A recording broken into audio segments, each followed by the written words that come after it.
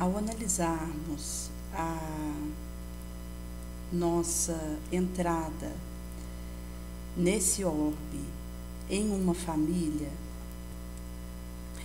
fica patente que existem interações que são de prova e que estarão a nos dizer acerca de condutas que precisamos renovar, situações que precisaremos resolver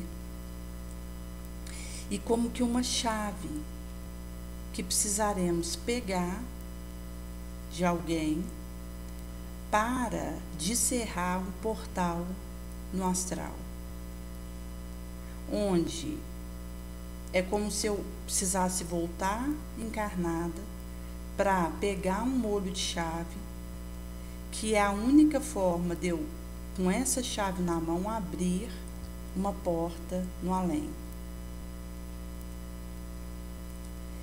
E quando nós falamos dessa questão das interações que acontecem aqui, conforme vai dizer em Livro da Esperança, no capítulo 76, Uniões de Prova, em que Emmanuel vai explicar que existe uma tendência que nós trazemos ao menor esforço e que estará a nos dizer sobre um passo que eu possa acontecer no sentido de abandonar um lar, um relacionamento. E se a minha consciência me aflige e insiste para que eu afaste de dada pessoa, querendo uma desobrigação e um alívio da minha cruz, vai vibrar em mim de alguma forma o alerta de que a dívida, o débito permanece.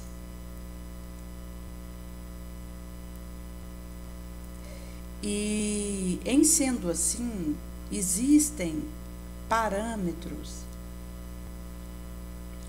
para juizarmos daquilo que mais falhamos até chegar aqui, onde temos tropeçado no mesmo lugar inúmeras vezes, e em sendo assim, a situação que é mais desafiadora para mim, por ser um teste difícil em que eu encontro óbices na minha vibração mesmo para conseguir realizar aquilo, e acabo me pegando sempre com notas baixas naquele tipo de experiência ou raspando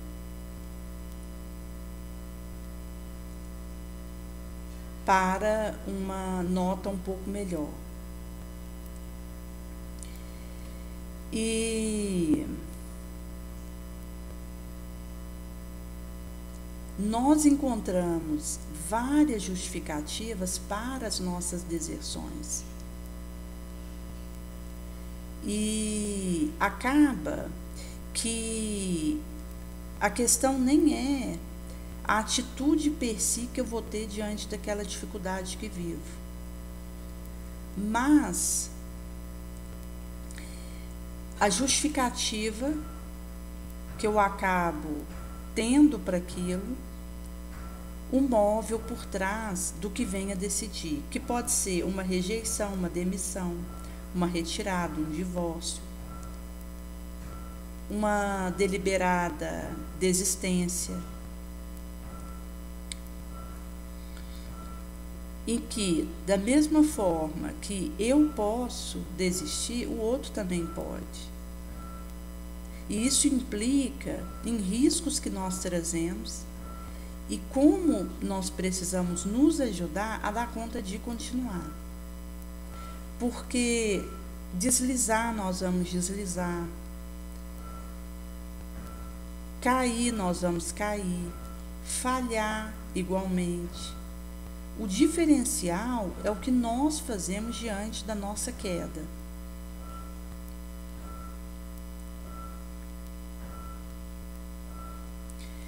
E qual é a nossa postura quando nos pegamos numa falha importante? Eu estava diante de um grupo fazendo uma preleção e, num dado instante, alguém houvera perguntado se eu tinha tomado um leite que tinha sido oferecido no intervalo, porque alguns deles ali tinham tomado e não tinham feito muito bem para o intestino, porque parece que foi um leite feito com o leite em pó, que pode ter uma ação que sobrecarrega o sistema digestório, mesmo porque o leite ele é alergênico.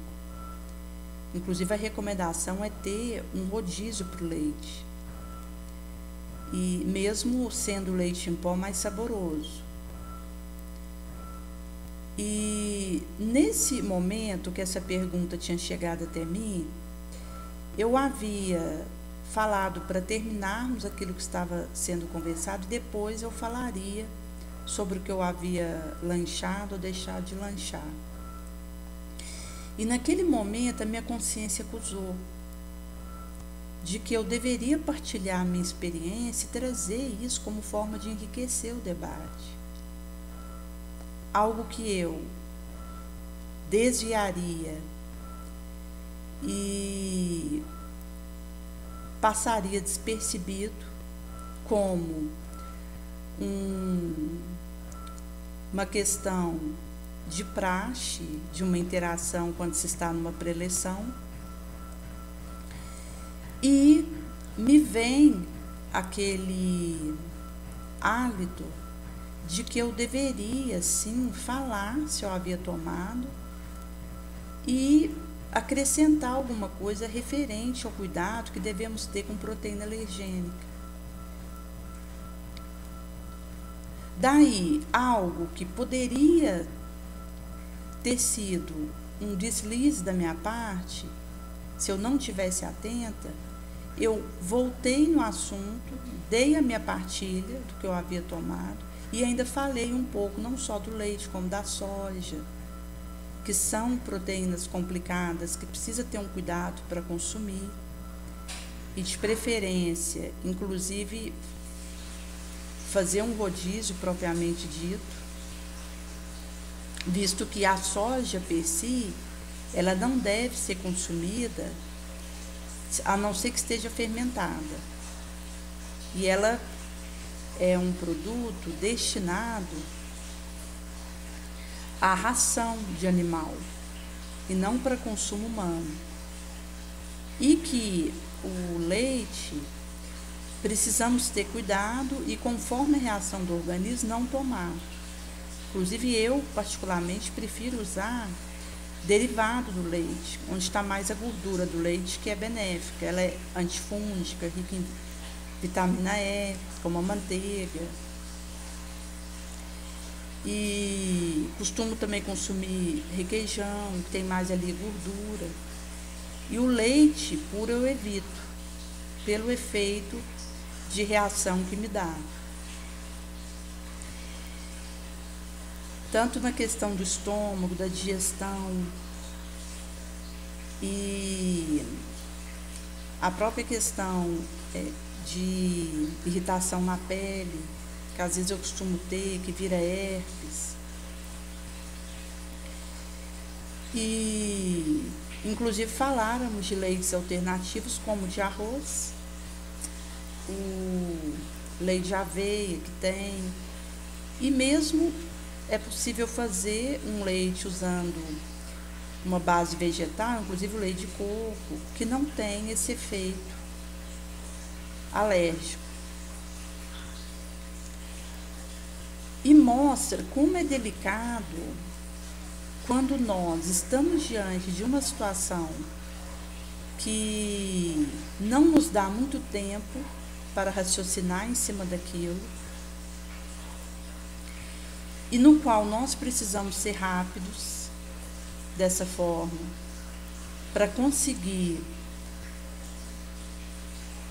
atingir o objetivo a que nós nos propusemos naquele instante, qual seja ser útil, e a necessidade de talharmos esse discernimento e essa vigilância ativa, que me faz perceber em tempo real um deslize e me apressar para consertar aquilo. Quanto antes melhor, porque se eu sou rápida na vigilância, eu vou conseguir consertar na mesma hora. Se eu for tardia na minha vigilância e acabar tendo uma atitude de descuido, desatenção comigo, pode passar a instante de resolver aquilo no mesmo momento, eu vou precisar, com mais trabalho, fazer a resolução daquilo, consertar, e consequentemente pode ser que gaste mais tempo. Porque quanto mais vai passando para resolver uma dada situação, mais juros aquilo vai acrescendo. Conforme Emmanuel comenta num recorte desse capítulo, em que vai acabar sendo uma moratória para um resgate que eu vou ter que fazer em condição mais difícil, mais penosa, com juros de escorchar, exorbitante. Daí, se eu estou nessa vigilância rápida, eficaz, eu consigo, na mesma hora, resolver, e aqueles juros não avulta, pela rapidez com que eu vou e resolvo. Nós tivemos uma situação em que uma adolescente, ela houvera tido uma discussão com um coordenador e parece que quando ele iria ligar para o responsável dela, parece que a mãe, ela havia pego o telefone da mão dele, e isso acabou gerando um clima em que houve algum tipo de indisposição entre os dois, e eu havia encontrado ali num corredor em pranto e positivamente desequilibrada. E ali, tentando conversar um pouco com ela, e mesmo percebendo que ela não respondia a uma conversa naquele momento, pelo estado que ela estava, eu falei para ela para tentar rezar um Pai Nosso, e vi que ela não dava conta de responder algum comando que pudesse auxiliá-la naquele momento, e eu comecei a rezar em silêncio. E aí ela foi acalmando, porque nesses momentos Jesus, apesar da nossa miséria, da nossa inaptidão, nos socorre. E havia, depois que ela já estava mais tranquila, tentado falar com ela se ela queria partilhar alguma coisa do que havia acontecido. Ela só falava que queria a mãe dela. E depois houve um dado instante em que eu precisei afastar, que um compromisso me chamava, e em sendo assim, precisei fazer esse afastamento.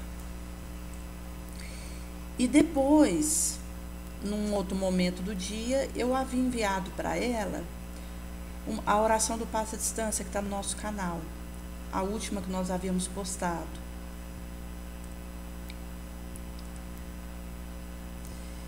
E é curioso, pessoal, porque assim, os trabalhos que nós postamos no nosso canal, seja o Reflexão à Luz da Doutrina Espírita, são os episódios diários do Cacau do Espiritismo, e a oração do passe à distância uma vez por semana, que vai à lume na terça, a partir de 22h15, porque é quando inicia a rede de oração, e 22h30 é postado o passe à distância no grupo. Eu costumo ter um certo receio de enviar para alguém algo que nós trazemos à baila no canal mesmo, porque essa divulgação ela já acontece nas nossas redes sociais, dos vídeos que nós postamos no nosso canal.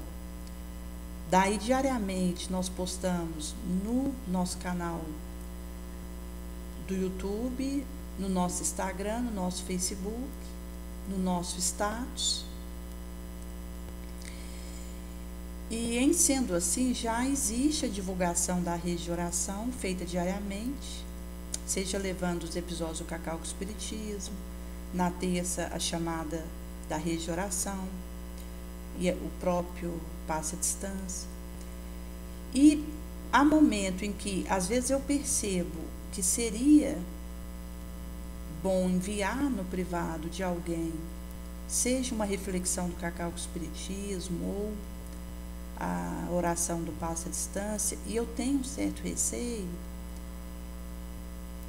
de acabar sendo invasiva,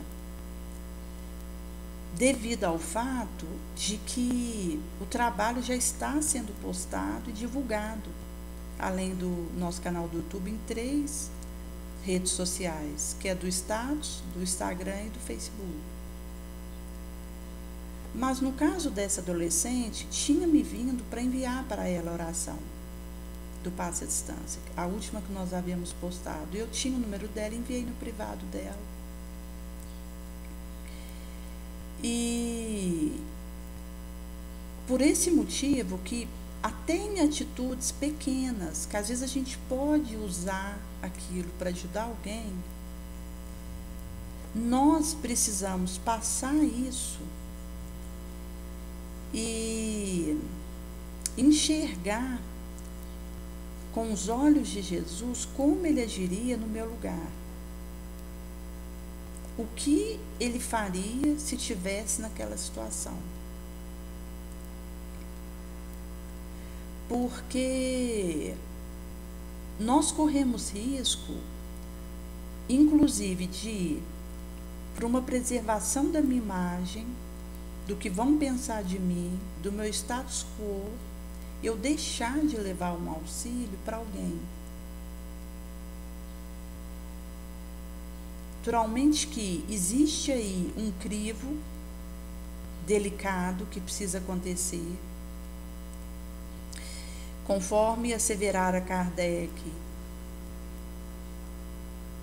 na dúvida abstente, antes excesso de circunspecção do que imprevidência, mas por outro lado, o risco de eu vir a me omitir pelo receio de estar sendo excessiva, de estar sendo impositiva ou invasiva, ele é muito grande. Mesmo porque, quando eu me comprometo a assumir um trabalho com Jesus, eu estou me comprometendo com uma exposição da minha imagem, da minha figura. Porque não me pertence mesmo. Está a serviço do Cristo. Daí, a minha voz, as minhas partilhas, o meu físico que é usado para aquela mensagem ser levada, isso vai a público. Está a serviço do bem maior. Certa feita, uma pré-adolescente havia chegado próximo, nós estávamos um grupo pedindo para responder um questionário que elas haviam feito de escola, em que fazia parte do roteiro entrevistar adultos, e aí elas procuraram alguns professores para poder responder a esse questionário, participando da enquete delas. E uma delas havia comentado: olha, eu só vou responder se for escrito, se for para gravar vídeo, não conte comigo, porque eu não gosto que a minha imagem fique exposta, seja exposta. E mostra que sair do meu comodismo, da minha timidez e da minha aparente proteção e me expor e vir a fluxo, inclusive com atitudes concretas que envolvem a mim mesma para ajudar alguém, faz parte de uma renúncia ativa que Jesus estará a me pedir, de acordo com o serviço que Ele me confira. Porque pode ser, gente, que o serviço que Jesus pede para alguém é no anonimato mesmo, varrendo um chão, que é tão digno e às vezes muito mais do que alguém que está numa tribuna em brilhantismo aparente, por ter um pós-doutorado em genética, mas que faz aquilo com interesse.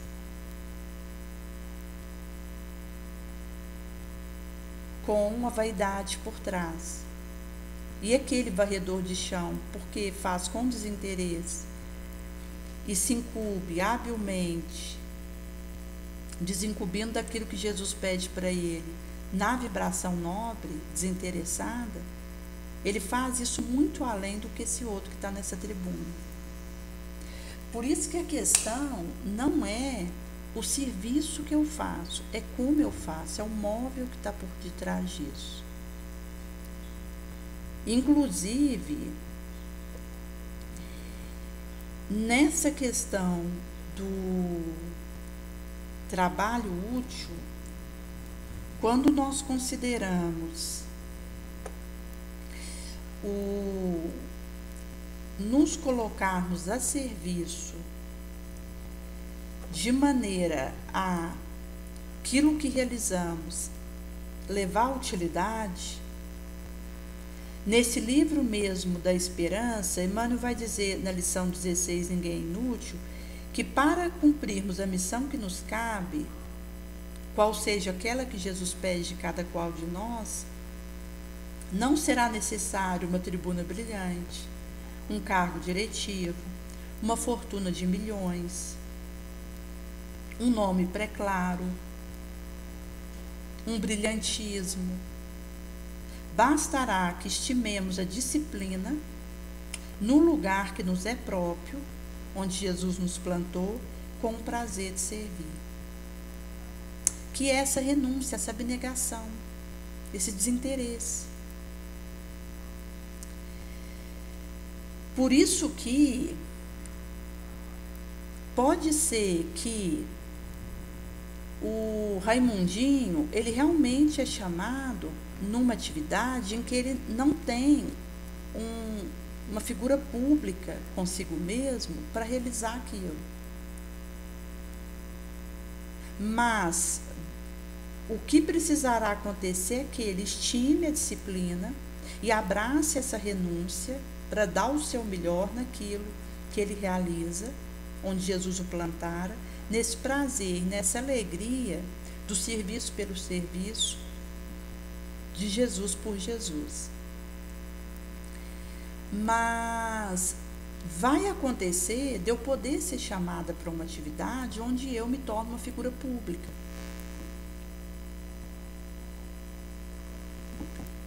E estou junto ao mundo todo, com aqueles vídeos que eu distribuo diariamente, conforme nós realizamos nosso canal do YouTube, e que eu precisarei honrar isso com a minha vibração limpa, nobre, com a minha disciplina. Então, seja na atividade que Jesus me chamar, se eu ficar com dedos, com melindre, com timidez e constrangimentos, eu não realizo. Isso vai me prejudicar, obstaculizar o trabalho, me inutilizar e o tempo vai passar. Por isso que, em se tratando de reencontros que nós vivemos entre quatro paredes, eu preciso saber suportar e viver aquela interação de ânimo firme, intemerata.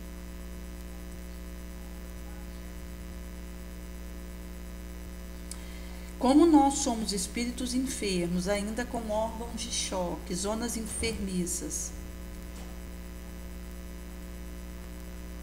latentes e que se manifestam por desarmonias, que de quando em quando vivemos, estamos no educandário da escola reencarnatória, encarnados nesse orbe de prova e de expiação, onde o mundo se transfigura num anestesista sábio que nos retém e mantém entre quatro paredes, para que o tempo, a feição de um devotado professor, de prova em prova, de aferição em aferição, efetue a cirurgia delicada de lesões psíquicas que trazemos, seja de viciação, seja de vaidade, de egoísmo, de intolerância, que nos compromete a alma e a vibração.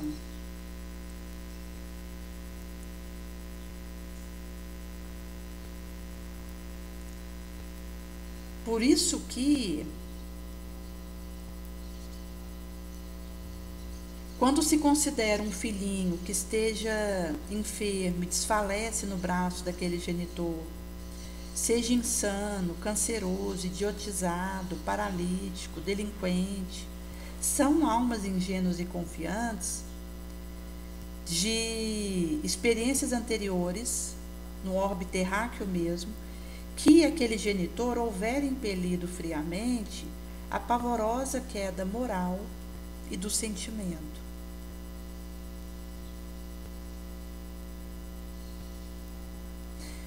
Uma moça havia comentado da situação que ela vive com o filho, que é um adolescente, ele ainda não tem 18 anos. E quando ele estava ainda recém-nascido, ela teve uma crise nervosa e convulsiva importante, em que esse bebê foi afastado dela por um tempo e parece que alguém próximo, uma irmã, uma prima, tomou o cuidado desse bebê até que ela pudesse retomar ele consigo. E quando essa reaproximação pôde acontecer, ela percebeu que poderia ter havido algum tipo de insuflação danosa da imagem dela junto a esse filho, à medida que ele crescia ao lado dela.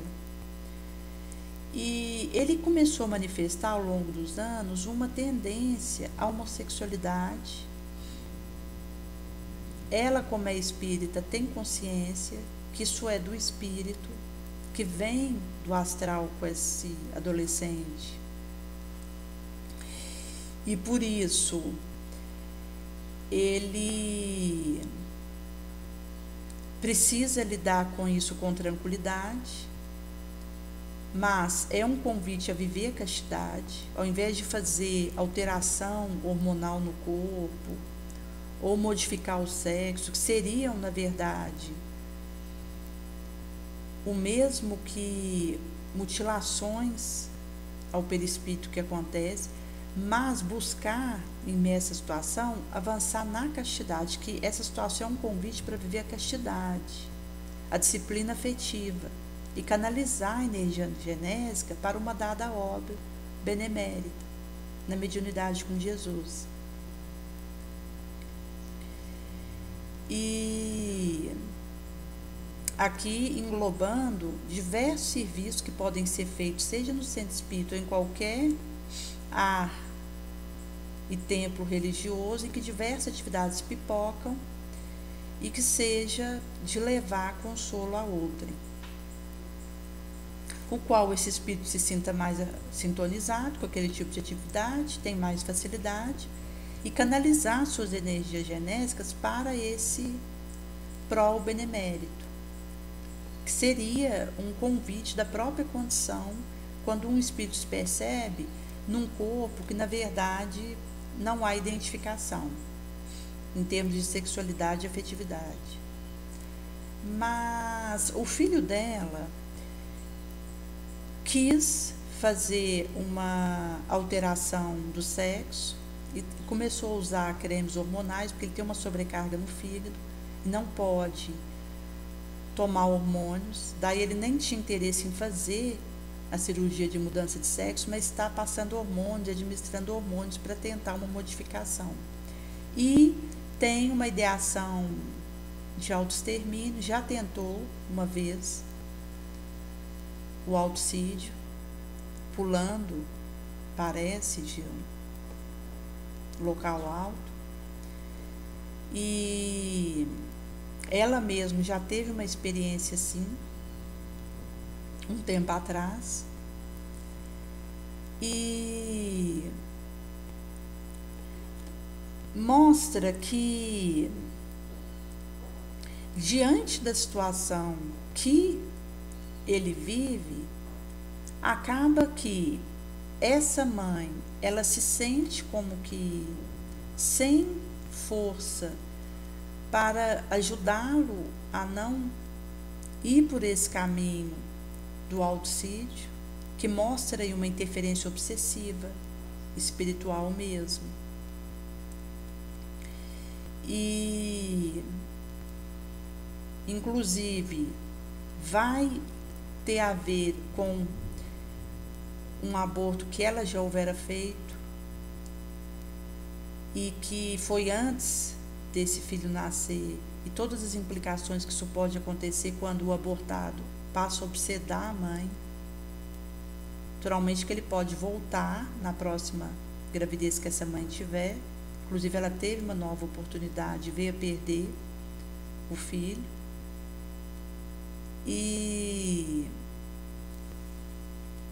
pode acontecer aí uma animosidade, um ódio, porque talvez uma relação que já era complicada e que foi apelado o amor de mãe para tentar resolver, porque o vínculo entre a mãe e o filho, ou a mãe e a filha ali no início, quando nasce aquela criança, ele pode se consolidar em bases tais que depois o que esses espíritos vão enfrentar na convivência um com o outro, regado por esse amor que foi cimentado quando esse bebê nasceu, consegue suplantar os ódios, as animosidades e as dificuldades que voltem e ressumam do pregresso na relação entre esses dois espíritos, agora mãe e filho.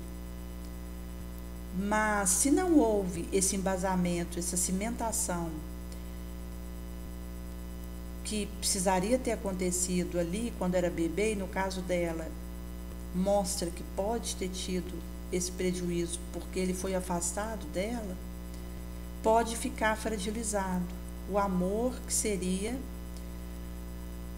a irrigação para o que eles precisariam viver depois. E ela acaba numa experiência de refém das situações que ela vive, com ele e também com a filha. E inclusive essa menina, ela tem já um filho e que existe uma dificuldade entre ela e esse filho. Ela é fumante, é uma adolescente. E isso vai mostrar como as situações que nós vivemos no pregresso, elas voltam nos laços consanguíneos e estarão a pedir de nós uma nova conduta, porque pode ter sido um espírito que volta para o meu braço como filho, como sobrinho, como um vizinho, um aluno, alguém que às vezes volta para próximo de mim, num comércio, se for esse o local que eu trabalho, aqui falando do ambiente onde eu estou no trabalho, que reencontros acontecem, como em toda parte, mormente dentro de casa, onde encontraremos caras afeições e profundas aversões, para que nós impelamos esse espírito a soerguimentos morais, porque antes houvéramos contribuído para quedas pavorosas, tristes, desairosas. Por isso que, quando nós falamos a questão de buscarmos a interação nobre com o outro, é porque existem molhos de chave que somente resolvendo essa situação com o outro nós pegamos. E o ódio só vai nos fazer ficar mais algemado e preso. O molho de chave vai ficando cada vez mais escondido e defeso a nós, se nós nutrimos ódio pelo outro. Tinha uma adolescente que ela comentava que ela tem um irmão por parte de pai que está preso. E esse irmão houvera desacatado esse pai, ameaçado ele. E por isso ela não tinha vontade de visitá-lo na prisão. Inclusive ela havia alegado a questão de ser vigiada por policial para precisar fazer isso, que ela preferia não ir. Mas, inclusive, ela achava que nem podia ir. E como irmã, ela pode visitar o irmão preso, mesmo que por parte de pai. E nós conversávamos exatamente a importância dela dar o perdão, do pai dela liberar o perdão para esse filho. Porque na fala dela, dava para perceber um resquício de rancor e de ressentimento em relação a esse irmão. E mostra claramente que quanto mais a gente nutre rancor e lamúria em relação ao outro, nessas grades de aversão gratuita, de desejo de vindita, vingança, mais nós vamos nos afastando de achar um molho de chave que nós precisamos para as nossas libertações inadiáveis. Porque o perdão, ele nos dá essa chave que abre e destranca nossas algemas, ao passo que o ódio, ele cria novas algemas entre nós e o outro. E é como se nós pedíssemos para continuar preso ao outro, a odiarmos, e a voltarmos numa próxima encarnação mais próxima ainda desse outro do que estivemos nessa.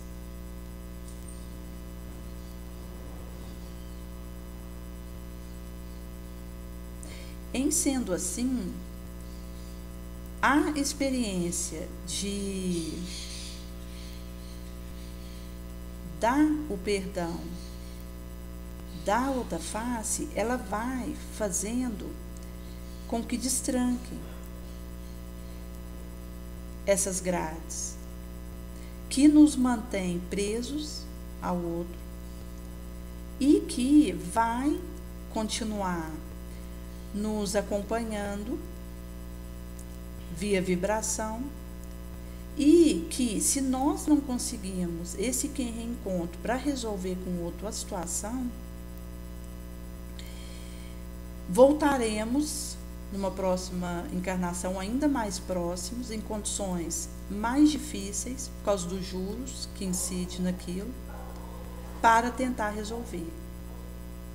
E da forma que acabamos voltando com esse outro, perceberemos que na oportunidade que tivemos de interagir com ele aqui, estava fácil perto de como será caso não aproveitemos essa instante.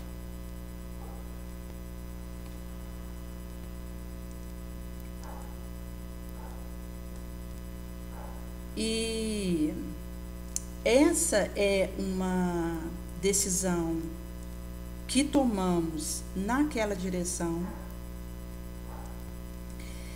e que precisamos ter cuidado para que não nos distraia, visto que aquilo que tenta eclipsar minha atenção e me distrair está tentando prejudicar que eu consiga internalizar o que realmente importa. Porque tudo que distrai do essencial, do que importa, acaba que, se eu deixo que aquilo leve a minha atenção, aquilo vai se tornando grande e um empecilho cada vez maior para mim, pela atenção que eu estou dando para aquilo, pela queda na conduta em relação àquilo.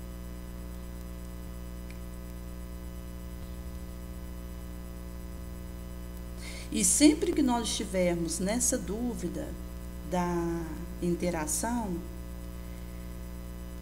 analisemos que aquele que precisa agredir e ferir, na verdade, ele está reproduzindo a forma como ele se sente tratado ou se sentiu. E quando eu consigo optar pela caridade, pela doçura, acontece de vir aquela chuva sobre mim, como se tudo que leva o outro a precisar agredir para se sentir melhor recaísse sobre mim. Por isso que nós precisamos ter cuidado, porque a força está em perdoar, em amar. O corajoso, o forte, é aquele que consegue viver essa vibração, conforme Jesus nos preceituar, amar como Ele nos ama. Mas a covardia, a fraqueza, é o rancor. É quando eu preciso ferir outrem pelas dificuldades que experimento dentro de mim e por algum motivo de situações que estão em ebulição, em que eu não encaro, ou porque não consigo, ou porque não quero, ou porque não vejo mesmo, eu acabo jogando sobre alguém e, em sendo assim, demonstra, na verdade, a minha inaptidão moral, a minha inconsciência criminosa, a minha letargia consciencial, o meu sono do ego, em que, inclusive, pode nos levar a prejudicar alguém até sem perceber. Mas que, naturalmente, correrá por nossa conta.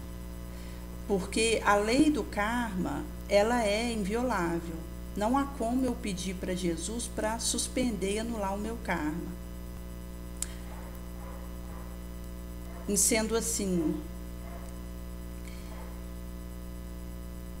na experiência que eu trago enquanto romagem evolutiva, aquilo que eu preciso resolver com os reencontros que eu tenho, eu vou precisar conseguir de alguma forma, que eu vou precisar encontrar e desenvolver, talhar, para dissolver os ódios e transubstanciar isso em perdão, amor.